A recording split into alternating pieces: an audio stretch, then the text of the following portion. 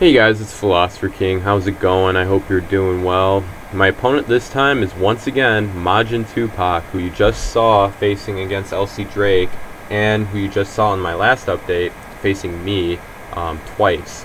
And in all honesty, those two times I faced him, I believe I got him at a point where he was pretty rusty. He just came off 4 months being offline from Pokemon Online, and that'll do a number on your battling skills. So yeah, hopefully this time I got him at his best. He's been online for quite a while since he's gotten back, and yeah, here we go.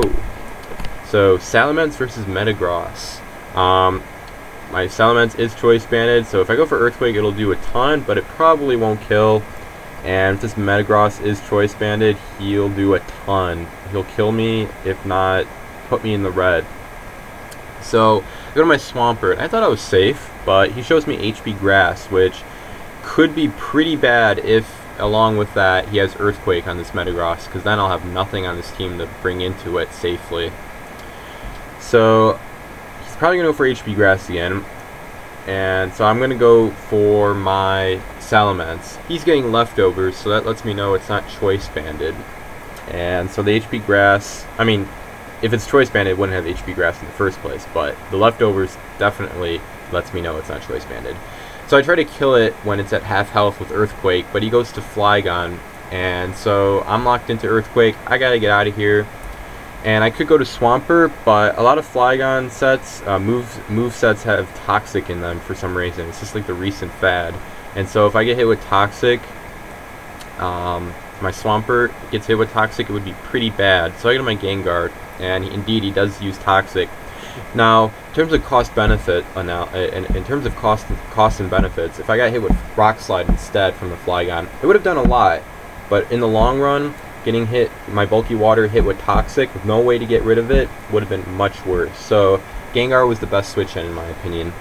So yeah, I go for Will-O-Wisp, trying to hit the Metagross, thinking he'd go to Metagross in anticipation of Ice Punch. He goes to Regice in anticipation of Ice Punch. So it gets hit by Will-O-Wisp. I go to my Jirachi to take the Ice Beam coming in, and does 27% despite the crit. And I wish off trying to heal my Swampert, and he brings in Charizard, which is a very dangerous poke. Now, I really don't know what to expect from Charizard. I'm hoping it doesn't have HP Grass, so I can bring in my Swampert in and heal it off. Otherwise, it'll just die. And that would be bad, because that would make the Metagross much harder to take out.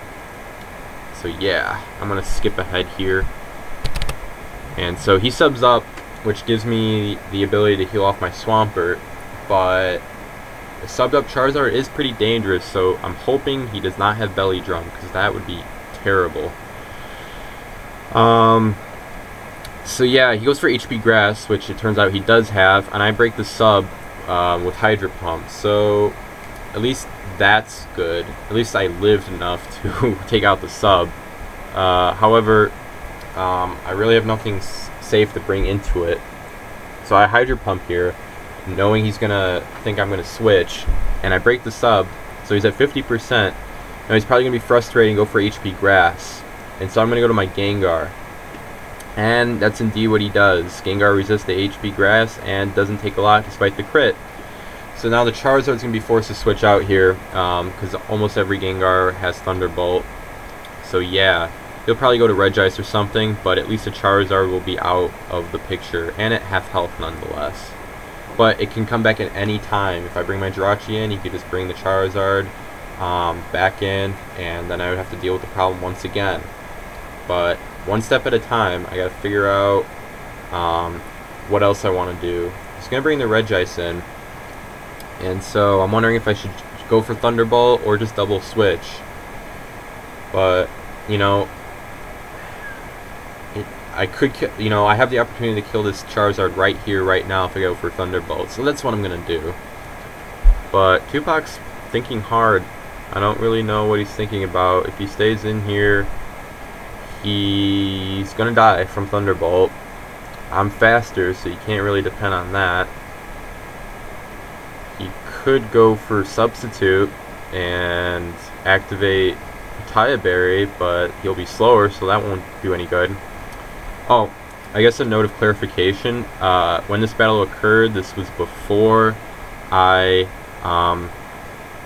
got the battle from LC Drake against with himself against Tupac, so I had no knowledge of Tupac's team when this was going on. So yeah, I have no advantage. I don't know what's going on. I don't know his whole team. I know he had Charizard, otherwise I would have been a lot more careful. But yeah, it's taking a long time here, so for the benefit of everyone, I'm just going to fast forward. And he thought a long time. So yeah, he brings in Regice, I go for Thunderbolt, and I bring in my Snorlax to take the Ice Beam. So he's at a point where he should have rusted, but he didn't. So if he has Explosion, my Snorlax wouldn't like it. And I don't think he's going to go for Ice Beam against a Snorlax. So I'm going to bring in my Gengar and scout out for Explosion. And it paid off. He exploded into nothing, which Tupac must feel awful about. I mean, anytime you explode into a ghost, it just causes you to cringe. It's just an awful feeling, and I hope no one has to experience that, but they eventually do as they keep playing. So yeah, Tupac shrugs it off, brings in Executor, which is probably a sunny day, which I thought had sunny day at the time, you know, because I know it had sunny day since I saw the last battle against LC Drake, but at the time I was sure it had sunny day because of Charizard on the team. And so I go to Jirachi, and my plan here was to go for Psychic in anticipation of him going to Charizard, because the sunny day's up. But he shows me HP Fire, and him being faster thanks to the Chlorophyll ability on the Executor, is going to force me to switch out here. And he goes for Solar Beam. My Snorlax takes it pretty well, but the Executor will probably live a Shadow Ball, and I'll have to take another Solar Beam. So yeah, I should live another one, and he won't live another Shadow Ball, so he's going to get out of here. Probably go to... probably not Flygon, probably Metagross. Yep, and I take the opportunity to rest, knowing he's going to switch. And the Sunlight's faded, so that's good. I don't have to worry about the Charizard getting a boost from that. But Sleeping Lax does not like Metagross, so I'm going to have to get out of here. I got to decide what I want to bring into it. I'm really afraid it has Earthquake, but what else I'm going to do? I really don't know what else to do. I just bring in my Swampert, and he gets a Meteor Mash, and he gets an attack raise from it, and he's faster, so I'm probably going to fodder off the Swampert, and I do, so it's a 5-5 game. But that brings my Salamence in for free, so unless he wants to die, he'll be forced to switch out here. Now, I could anticipate him going into Flygon and go for HP Fly, but I hit the Charizard instead when I do that. So I guess that works. I don't have to worry about the Charizard anymore. But he's like, okay, you want to play that game? He brings the Metagross in right away. And I'm locked into HP Fly, so I got to get out of here. I go to my Cloyster, which hasn't been shown yet, and I just bring it in. I mean, he has HP Grass, but I'm hoping to get an Explosion off and not die from the HP Grass, and therefore bring the Metagross down to a lower level of health, so an Earthquake from my Salamence will kill it. Because right now, the Metagross is the only thing that's really a threat to my team. Nothing else he has can handle my Snorlax. So, yeah, I go for Explosion after the Hidden Power Grass only is 55%. So I do live it. Special defense investment from Cloyster does pay off. And that's an example right there why it does.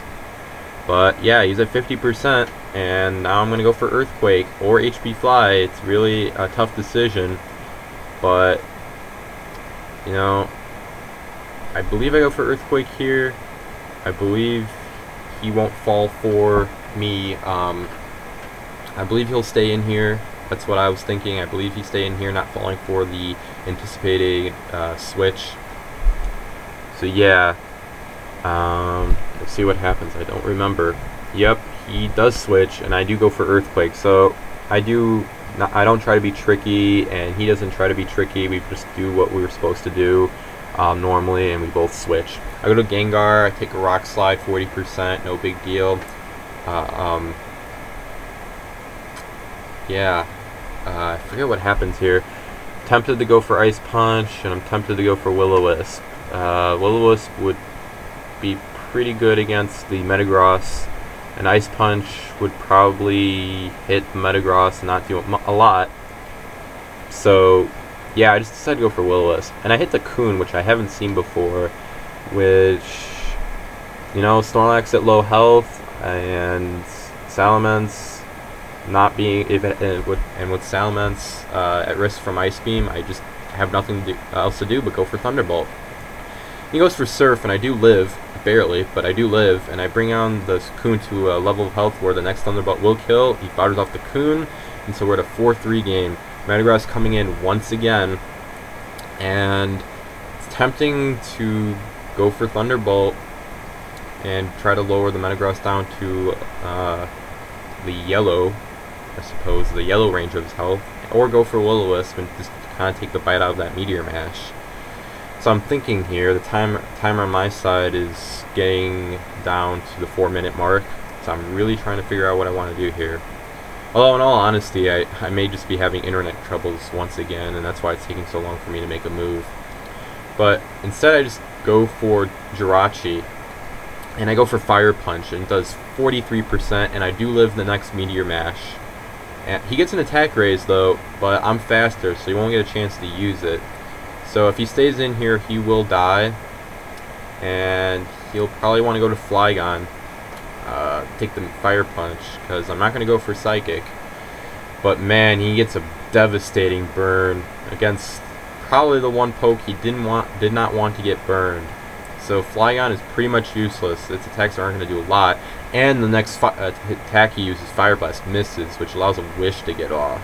So a lot of hacks occurring at the end of the game, and they're all in my favor. So yeah. I'm at a huge advantage at this point. Next Fire Blast kills me, but I'm going to bring my Gengar in. He's going to be brought back to almost full health thanks to the Wish. And yeah, I don't know what he's going to want to do here. I go for Ice Punch. I'm pretty much obligated to at this point. Or I just go for Thunderbolt in anticipation of a Metagross switch, but I decide to be direct. I go for Ice Punch. Metagross comes in, he's at 31%. It's possible he may live the next Thunderbolt, but highly unlikely. So yeah, and his only poke left is Executor, which at the level of health it's at, you know, it'll probably die from an Ice Punch. If it doesn't, I just be able to bring in my Salamence and just finish off for Hidden Power Flying. And he realizes that and he forfeits. So final score is 3-1, which I thought was a much better game than the other two I faced against him. He's a high class player, really good player. I always enjoy playing against him, and it's just fun. That's all I gotta say. So hope you enjoyed it. Rate, comment, subscribe, and look forward to the next battle.